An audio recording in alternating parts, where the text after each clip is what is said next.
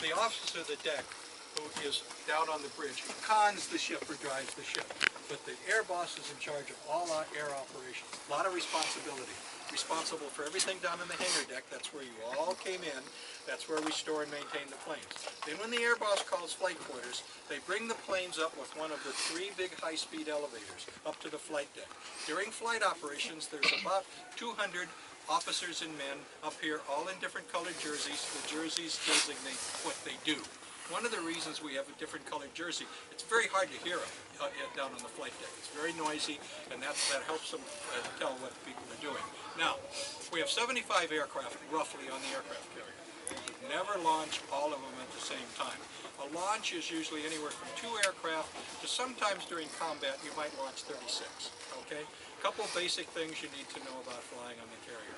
The only way you get jet aircraft off the aircraft carrier is to catapult them off.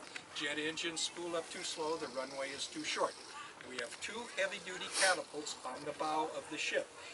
This plane with NK on its tail is at the head of one of the catapults. The catapults are 250 feet long.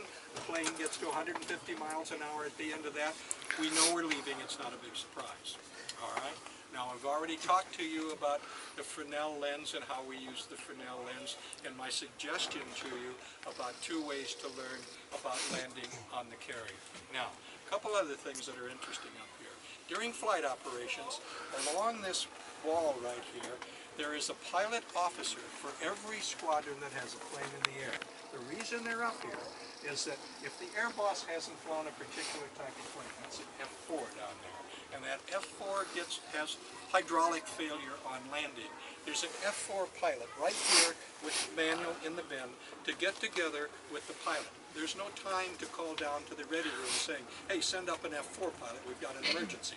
We're talking about 30, 35 seconds whether we have a good result or one that perhaps is not good at all. So for every squadron that's here, one of their senior pilot officers will be up there. All right? The Fresnel lens that we talked about is controlled from up here. The 3 arresting gear wires are controlled from on the flight deck, but they are monitored from up here. All right? This board is interesting. It's a status board. It swings around. It's pretty self-explanatory. The thing that's interesting about that board is that the young petty officers that write on it stand behind it and they write backwards. They can write backwards as fast as anybody in this room can write forwards, all right? Now, it's kind of a lost art because on all the new carriers, like our nukes across the way, everything's computerized. But anytime you see one of these boards on a ship, especially an aircraft carrier, you'll know there's some young sailor sitting there writing backwards, which is really cool to watch him do. If there are no questions now, we're going to go along the weather walk out here. We'll cross the number 41. That's the Midway's number. We are now up to 77 in our attack carriers. You can roughly tell the age of the attack carrier. The bigger the number, the newer the carrier. If I draw your attention to number 76, which is the Ronald Reagan, which is one of our newest nuclear attack carriers. We have 77 and 78.